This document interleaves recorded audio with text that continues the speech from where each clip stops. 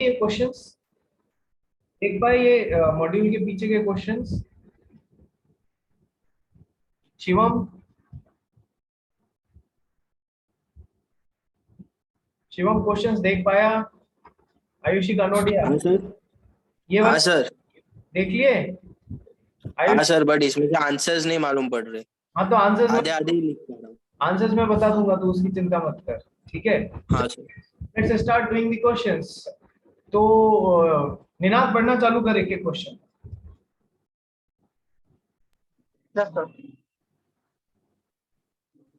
W is the wife of H, who is lunatic, purchases a diamond set of 10 lakh from Beauty Jewelers on credit. Referring to the provisions of Indian Contract Act 1872, decide whether the beauty jeweler is entitled to claim the above amount from the property of H.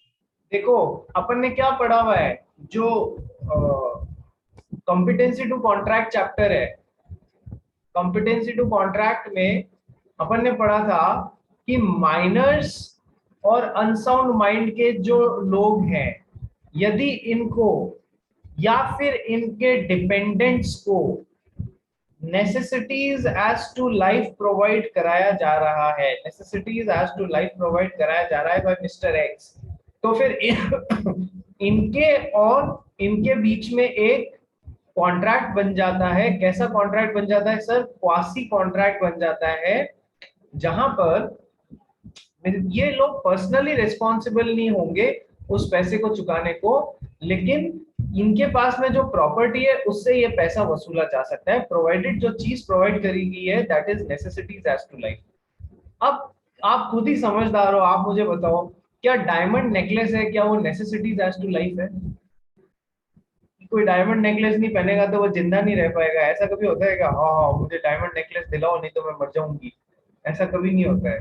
ठीक है, तो unsound mind का जो बंदा था, उसकी जो wife थी, उसने ब्यूटी ज्वेलर्स से 10 लाख रुपए का डायमंड नेकलेस खरीद लिया। ये कहीं से भी कोई ये वाला क्वासी कॉन्ट्रैक्ट नहीं बन रहा है जो नेसेसिटीज एज टू लाइफ का है, इसलिए ब्यूटी ज्वेलर्स पैसा ल्यूनेटिक की प्रॉपर्टी से नहीं वसूल पाएंगे। That's it. तो इसमें क्या क्या कीवर्ड्स आने चाहिए थे? इसमें कीवर्ड्स आने चाहिए ये क्वासी कॉन्ट्रैक्ट, दूसरा है नेसेसिटीज एज टू लाइफ, तीसरा कि सर माइनर या अनसाउंड माइंड है जो कि इनकॉम्पिटेंट टू कॉन्ट्रैक्ट है, इनके डिपेंडेंट वाला फंडा आना चाहिए। फिर चौथा आपको ये प्रूव करना है कि सर डायमंड नेकलेस जो है वो कभी भी नेसेसिटी एज टू लाइफ नहीं हो सकती, इसलिए कोई क्वासी कॉन्ट्रैक्ट नहीं बनेगा। ये सब कीवर्ड्स छोटे छोटे आने चाहिए जो ही आपको नंबर फेच करके देंगे। Second question Ninad.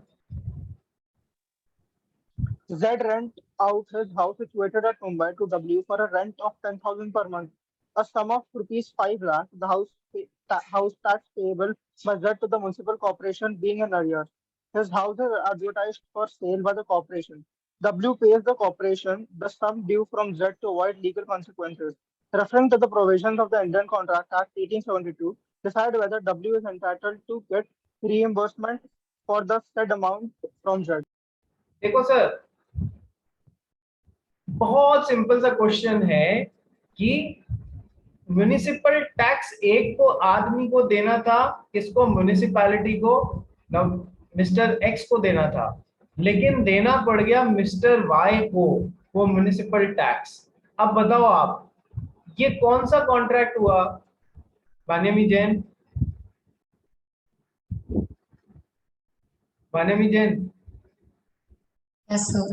कैसा कॉन्ट्रैक्ट हुआ बेटा ये? सर मुझे नहीं पता, बट मुझे ऐसा लग रहा है कि कोई डॉक्ट्रिन है। डॉक्ट्रिन है? अच्छा चलो, कौन बताना चाहता है ये? मुझे लग रहा है कि डॉक्ट्रिन ऑफ कंसिडरेशन जो वो होता है। नहीं नहीं, हाँ कौन बताना चाह रहा है? हाथ खड़ा करो जल्दी जल्दी, टाइम कम है अपने पास। जीत पटेल तू बता। सर एक बार खाली क्वेश्चन रिपीट कर सकते हो क्या? क्वेश्चन सिंपल सा है यार, मिस्टर एक्स को अपने घर के लिए म्युनिसिपल टैक्स पे करना था, मिस्टर एक्स नहीं कर पाए। देखो क्वेश्चन वापस पढ़ो। जेड ने अब इसमें एक्स वैक्स मत लेना, जेड ने अपना घर रेंट आउट किया मुंबई में मिस्टर डब्ल्यू को, ठीक है? कितने रुपए पे? 10,000 रुपए प्रति महीने पे, ठीक है? अब क्या हुआ, इसका जो घर इसने यहाँ पर किराए पे दिया था ना, उस पे 5 लाख रुपए का एरियस ड्यू था, हाउस टैक्स ड्यू था, जो कि मुंबई म्युनिसिपल कॉर्पोरेशन को पे किया जाना था। मुंबई म्युनिसिपल कॉर्पोरेशन जो है वो इसका घर सीज करने आ गई, क्योंकि ये 5 लाख रुपए का पेमेंट उसको नहीं हुआ था। तो अब घर सीज करती तो डब्ल्यू जो था, जो कि किराएदार बन के वहां बैठा हुआ था, उसका राइट हैम्पर हो जाता, उसका हक चला जाता, मतलब उसकी कहीं ना कहीं प्रॉब्लम हो जाती। तो इसने ये 5 लाख रुपए म्युनिसिपल कॉर्पोरेशन को भर दिए। ठीक है, अब क्या ये 5 लाख रुपए जेड से वसूल पाएगा, क्वेश्चन ये रिम्बर्स करवा पाएगा क्या? ठीक है, यस सर। तो यस तो है, पर कारण क्या है, कीवर्ड क्या आना चाहिए रिया राठौड़, कीवर्ड क्या आना चाहिए रे? So वो interested exact, interested person. Payment by an interested person, payment by an interested person. क्या किराएदार इंटरेस्टेड पर्सन है? हाँ सर, किराएदार इंटरेस्टेड पर्सन है। यदि वो किराया, यदि वो 5 लाख रुपए का ड्यू नहीं भरता तो जिस मकान में वो बैठा है किराएदार, वो मकान सीज हो जाता, और जब वो मकान सीज हो जाता तो उसके इंटरेस्ट हैम्पर हो रहे होते। So it is a payment by an interested person. तो ये क्या हुआ, जिसने भी बोला था कि सर ये एक तरीके का क्वासी कॉन्ट्रैक्ट है, उसने एकदम सही बोला, क्योंकि payment by an interested person एक तरीके का क्वासी कॉन्ट्रैक्ट होता है। तो अब ये जो किराएदार है और लैंडलॉर्ड है, ये आपस में एक क्वासी कॉन्ट्रैक्ट में आ गए, जहां पर अब किराएदार अपना 5 लाख रुपए का पेमेंट इससे वापस वसूल सकता है। ये दो टर्म्स आने जरूरी है, और आंसर तो आपको ध्यान पड़ गया। ईशा बांगर, समझ में आ रहा है तेरे को? सर ये इंटरेस्टेड पर्सन वाला पॉइंट समझ में नहीं आया। क्वासी कॉन्ट्रैक्ट्स वाला चैप्टर जब पढ़ाया था तब तू क्लास में थी या नहीं थी? जी सर। तो क्वासी कॉन्ट्रैक्ट्स कितने टाइप के होते हैं? सेक्शन 68, 69, 70, 71, 72,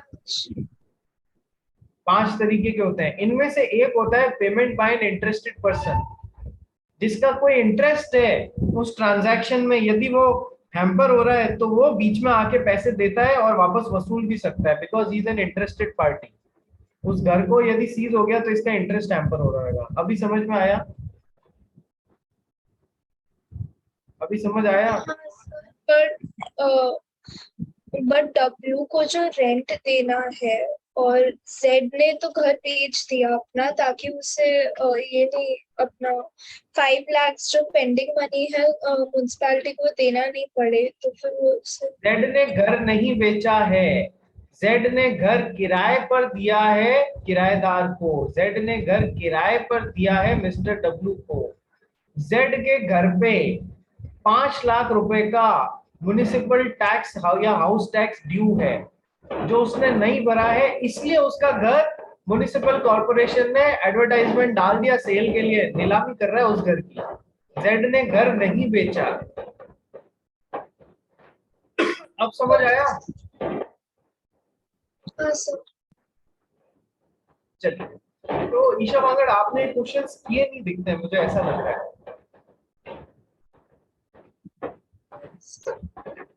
और मैंने आपको कुछ काम भी दिया था। वो हो गया। हो गया तो भेजिए, अपने तक क्यों रख रहे हैं?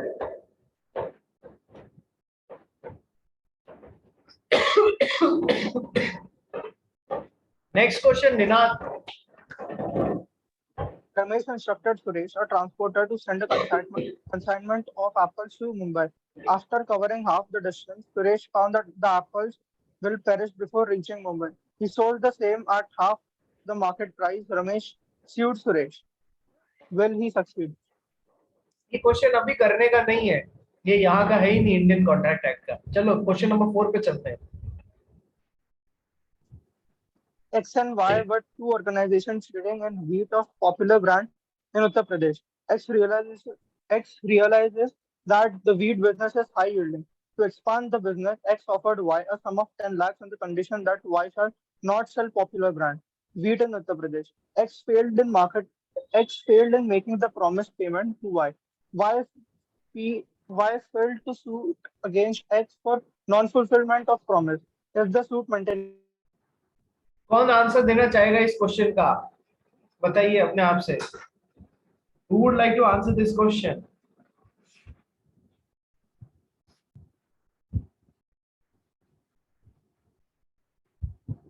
आयुषी कनोडी, आप करेंगे answer?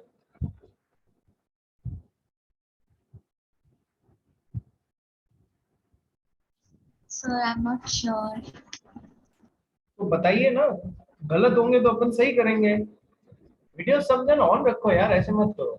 Please keep on your videos. Sir, it's a contingent contract. कौन बोल रहा है?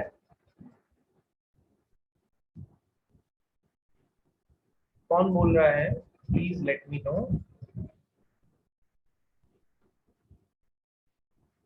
अच्छा, 2 लोगों ने हाथ खड़ा किया था. जीत पटेल, चल तू बता क्या है ये. Sir, the suit will be maintainable because it is a agreement in restraint of trade. Agreement in Exceptions. उसका exception.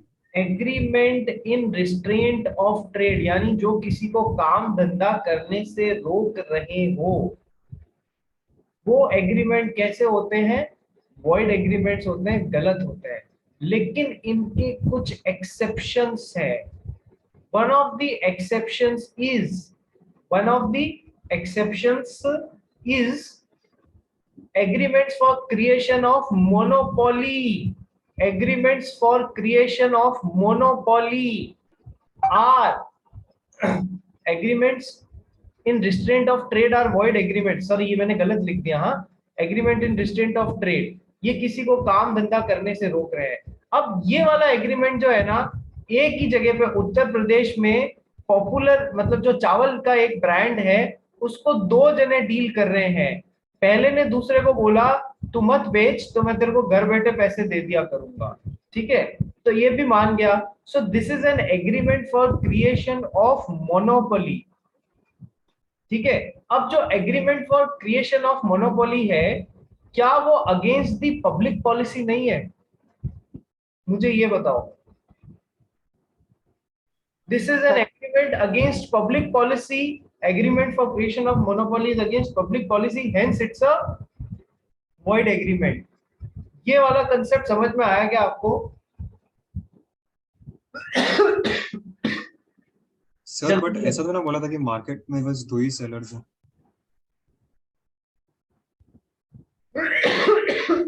बोला है. क्या लिखा हुआ है? Okay sir. क्या लिखा हुआ है जीत पटेल? हाँ sir, 2 organisation. X and Y were the 2 organizations trading in wheat of popular brand in Uttar Pradesh. तो 2 ही थे ना यार. ठीक है, ओनली वर्ड में ढूंढ इधर. X and Y were the 2 organizations. ठीक है, बात समझ आ गई? Yes sir. चलिए, तो ये agreement for creation of monopoly है, which is against the public policy, hence it's a void agreement. इसलिए अब देखो क्वेश्चन क्या पूछ रहा है.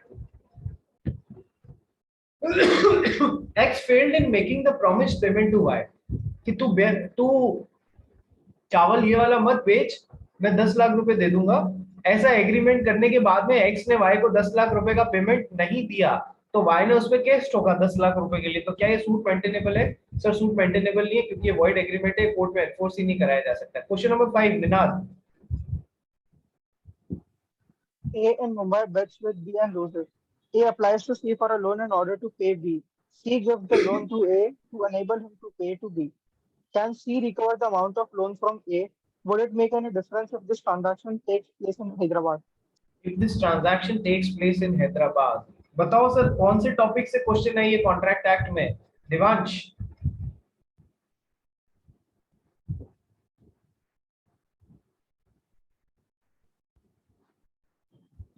Sir, wagering agreements.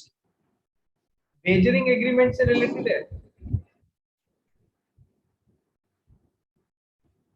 क्या भाई? वेजरिंग से रिलेटेड है क्या? नहीं सर.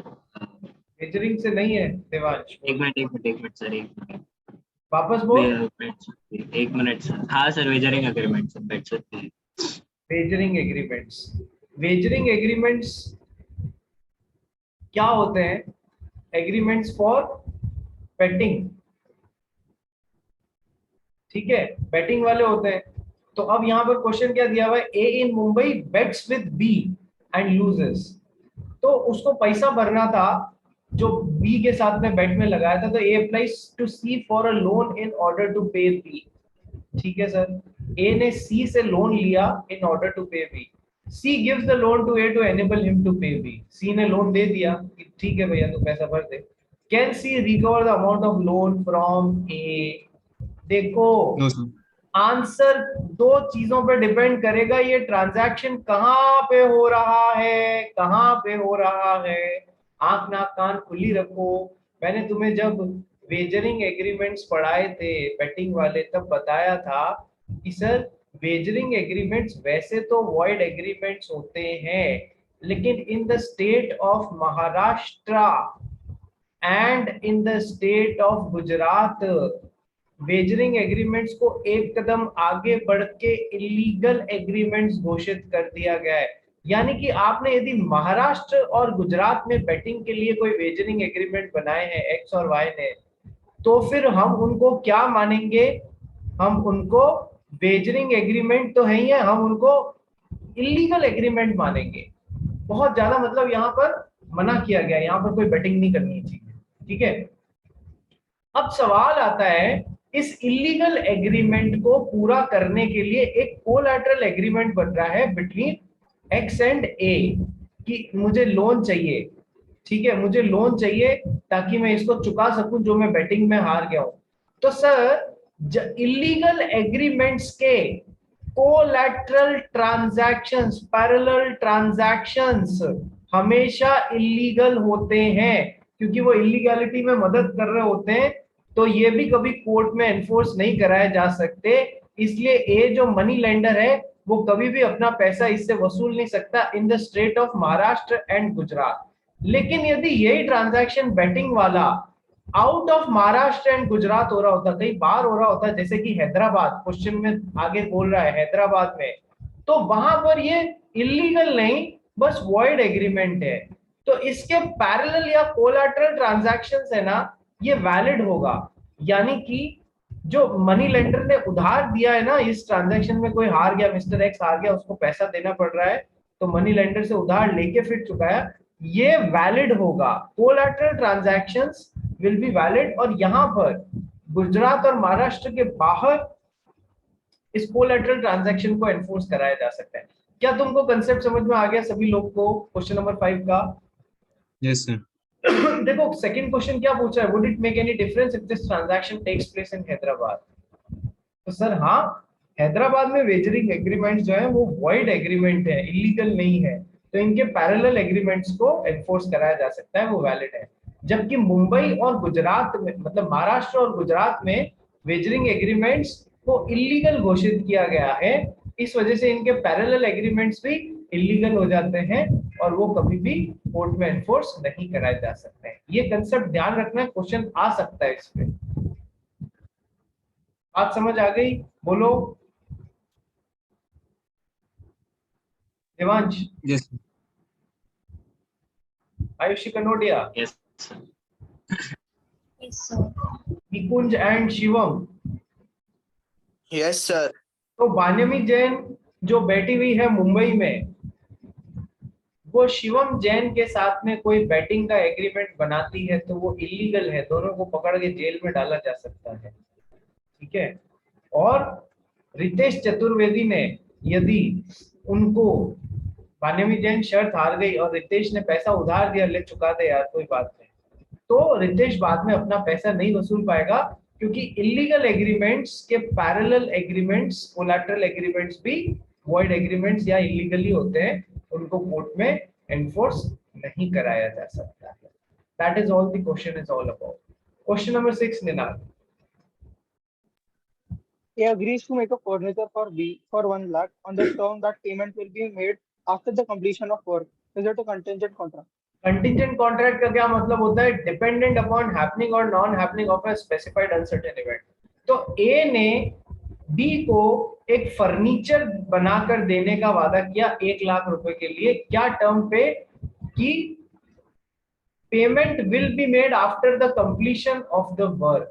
ठीक है, तो ए जब बी को फर्नीचर बना के देगा तो तब ही बी ए को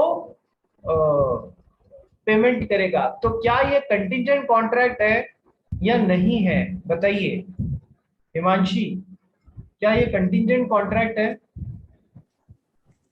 आई डोंट थिंक सो, ये सब फ्यूचर कंसिडरेशन का लग रहा है मुझे। अपने को इस एंगल से देखना है, क्या ये कंटिंजेंट कॉन्ट्रैक्ट है? क्या कंटिंजेंट कॉन्ट्रैक्ट क्या होते हैं? Which are dependent upon happening or non happening of a future uncertain event. तो फर्नीचर का बनना या नहीं बनना, तो क्या फ्यूचर अनसर्टेन इवेंट हुआ या नहीं हुआ? फर्नीचर बन पाएगा या नहीं बन पाएगा, क्या ये फ्यूचर अनसर्टेन इवेंट हुआ या नहीं हुआ? बताइए। अच्छा, ऑलराइट, हाँ वापस बोल, हुआ या नहीं हुआ? हाँ हाँ सर।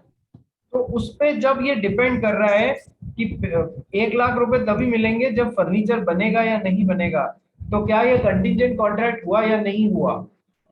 हुआ। हुआ। यदि तो मेरी हाथ की रेंज में होती ना, सर पे है ना, 5 ठोले मारता मैं तुम्हें। ठीक है, कल से मम्मा को या पापा को पास में बिठाऊंगा और बोलूंगा 1 ठोला रसीद कीजिए इसको। ठीक है, this is not a contingent contract, this is not a contingent contract my dear. ठीक है सर, ये कंटिंजेंट कॉन्ट्रैक्ट क्यों नहीं है? क्योंकि कंटिंजेंट कॉन्ट्रैक्ट का एक बहुत इंपॉर्टेंट मैटर होता है कि जो इवेंट होता है ना, वो कोलैटरल होता है, पैरेलल होता है। याद करो, अपन ने कंटिंजेंट कॉन्ट्रैक्ट, सर एक्स मतलब एक इंश्योरेंस में आग, इसने 10,000 रुपए प्रीमियम के दिए, इसने 5 लाख रुपए का कवर दिया आग लगेगी तो सर आग का लगना या नहीं लगना पे डिपेंड करेगा कि वाई 5 लाख रुपए के नुकसान की भरपाई कर रहा है नहीं कर रहा है। लेकिन ये आग का लगना या नहीं लगना, ये जो कंटिंजेंट इवेंट है, ये पैरेलल है, ये मेन कॉन्ट्रैक्ट का हिस्सा नहीं है। जबकि यहाँ पर फर्नीचर बना के देना और बदले में 1 लाख रुपए मिलना, ये कॉन्ट्रैक्ट का ही तो हिस्सा है। ये पैरेलल कहां से हो गया? फर्नीचर बना के देना या नहीं देना, भले ही अनसर्टेन है, पर ये क्या पैरेलल हुआ या मेन कॉन्ट्रैक्ट का ही पार्ट हो गया? बता। Main contract. अब समझ में आया कंटिंजेंट कॉन्ट्रैक्ट क्यों नहीं होगा? क्योंकि यहाँ पर फर्नीचर बना के देना मेन कॉन्ट्रैक्ट का ही पार्ट हो जाता है। So this is not, although this is a valid contract, but this is not a contingent contract my dear, due to this simple reason of जिस uncertain event पे contract का performance depend कर रहा है, वो parallel नहीं है, वो तो main हिस्सा है contract का। क्या सभी को मेरी बात समझ में आई? शिवम तेरे को आई बेटा? Yes, sir. विनाथ, रिया, देवांश, वान्यमी? Yes, sir. सर एक क्वेश्चन है हाँ बोल। सर, ये तो फिर म्यूचुअल एंड कॉन्करेंट होगा ना? रेसिप्रोकल प्रॉमिस हुए, नो डाउट, 100% रेसिप्रोकल प्रोमिसेस हुए। ये मैं तेरे को फर्नीचर बना के दूंगा तब तू मुझे 1 लाख रुपए का पेमेंट करेगा, तो ये रेसिप्रोकल प्रोमिसेस तो हुए, नो डाउट। ठीक है, और कैसे रेसिप्रोकल प्रोमिसेस हुए? क्या ये म्यूचुअल एंड कॉन्करेंट है, म्यूचुअल एंड डिपेंडेंट है, कौन से वाले हुए? वापस सोचो एक बार। म्यूचुअल एंड कॉन्करेंट है, इस साथ ले वाले हैं क्या? नहीं, पहले तू फर्नीचर बना के देना फिर मैं दूंगा तेरे को। तो क्या ये म्यूचुअल एंड डिपेंडेंट हुए? Yes, I think. Payment of ₹1 lakh would depend upon prior making of furniture by this person, या फिर कंडीशनल एंड डिपेंडेंट हुए? म्यूचुअल एंड इंडिपेंडेंट होता है, sorry, mutual and independent, and तीसरा होता है कंडीशनल एंड डिपेंडेंट। ये वाला हुआ या नहीं हुआ? क्योंकि डिपेंडेंट वर्ड यहाँ आ रहा है। Payment by this person would depend upon prior performance by this person. Condition है, पहले तू फर्नीचर बना के दे फिर मैं पेमेंट करूंगा। ये वाला रेसिप्रोकल प्रॉमिस हुआ या नहीं हुआ? Conditional and dependent. यस वान्यमी? Yes, sir, I got it. ठीक है, तो वो उस साइड में देखा जाए तो हाँ, लेकिन क्या ये कंटिंजेंट कॉन्ट्रैक्ट है कि पहले फर्नीचर बना के दे फिर मैं 1 लाख रुपए दूंगा? तो क्या ये कंटिंजेंट कॉन्ट्रैक्ट हुआ क्या सर? कंटिंजेंसी क्या हुई? फर्नीचर का बनना या नहीं बनना, वो फर्नीचर बनेगा तो ही 1 लाख रुपए मिलेगा, इसलिए तो कंटिंजेंट कॉन्ट्रैक्ट हुआ। अरे नहीं बाबा, फर्नीचर बना के देना खुद कॉन्ट्रैक्ट का हिस्सा है, कोई पैरेलल इवेंट थोड़ी है। देवांश तेरे को आया समझ में? हाँ सर। आज तो इतना शांत कैसे बैठा है? पापा जी ने ठोले मारे हैं क्या? नहीं। नहीं मारे। चलो, पलक राठी, तू इतनी शांत कैसे बैठी है रे? आज क्या बात है, सब जने है ना दीपावली मूड में आ रहे लगते हो यार, टीचरों ने खूब सारा प्रेशर डाल दिया तुम लोगों पे। चलो नेक्स्ट हाँ क्वेश्चन। सर, बिल्कुल। बिल्कुल सही सर। तो प्रेशर रिलीव किससे होगा? लॉ के सब्जेक्ट से। बात समझ रहे हो? प्रेशर रिलीव किससे होगा? लॉ के सब्जेक्ट से। इसलिए अपने को लॉ के सब्जेक्ट में खूब अलग अलग तरीके की सिचुएशंस पढ़नी है, जहां पर कभी देवांश जो है किसी को वादा करता है आसमान से चांद और सितारे तोड़ के लाकर देने का। फिर देवांश, मैंने सुना है, कुछ सुना भी है मैंने, कि जब मैं एग्जाम्पल कोट कर रहा था उस समय तेरे पिताजी तेरे पास बैठे हुए थे। एम आई राइट? हाँ सर। ठीक है, let's do the question number 7। Ninad पढ़ बेटा। A receives certain goods from B, promising to pay 10,000 later on. A expresses inability to make the payment. C, who is known to A, pays 6,000 to B on behalf of A. However, A was not aware of the payment. Now B is intending to sue A for the amount of 10,000. Can B do so? देखो, question समझो, figures पे मत जाना, अपन सीधा question समझते हैं। Question वहां क्या बोल रहा है? ए ने बी से 10,000 रुपए का, ए ने बी को 10,000 रुपए का माल दिया, बी ने कहा फ्यूचर में पेमेंट करूंगा। बी ने बाद में मना कर दिया, सर मैं 10,000 रुपए का पेमेंट नहीं कर पा रहा हूं। तभी बी का फ्रेंड सी आया, उसने ए को बी के बिहाफ पे 6,000 रुपए का पेमेंट किया। तो अभी ए और कितना मांग सकता है?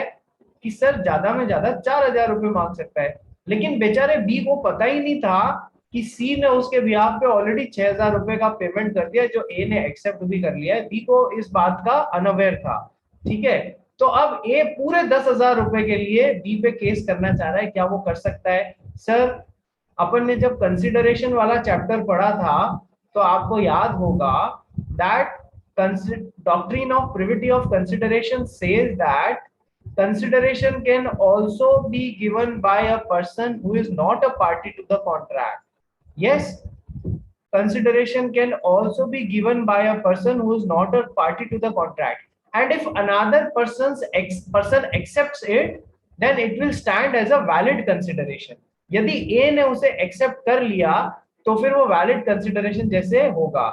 तो सर अभी तक 6,000 रुपए में क्वेश्चन में कहीं पर भी ये नहीं लिखा हुआ है कि सर 6,000 रुपए towards full and final settlement था। क्वेश्चन में ऐसा कहीं नहीं लिखा हुआ है। तो अभी भी 4,000 रुपए ए जो है ये बी से मांगता है, भले बी को पता नहीं कि उसके मित्र ने 4,000 रुपए का पेमेंट कर दिया है। ये जो भी बार बार है ना चैटिंग कर रहा है ना, प्लीज चैटिंग वाले काम बंद करो और प्रैक्टिकली अपना है ना माइक खोल के बताओ। ठीक है, चैटिंग करना बंदरों का काम होता है। ठीक है, चलो नेक्स्ट। तो सर इतनी सी बात है दैट ए बी पे पूरे 10,000 रुपए के लिए केस नहीं कर पाएगा, ओनली 6,000 रुपए के लिए, 4,000 बचे हुए 4,000 रुपए के लिए केस कर पाएगा। Am I clear to everyone? तो वर्ड्स क्या आने चाहिए? Consideration, doctrine of privity of consideration, it will stand as a valid consideration if accepted by another party. ठीक है, चलिए कि अपना टाइम खत्म हो रहा है, सब जने रिजॉइन करो, फिर मैं जीत पटेल का डाउट लूंगा। सेम लिंक पे रिजॉइन करना।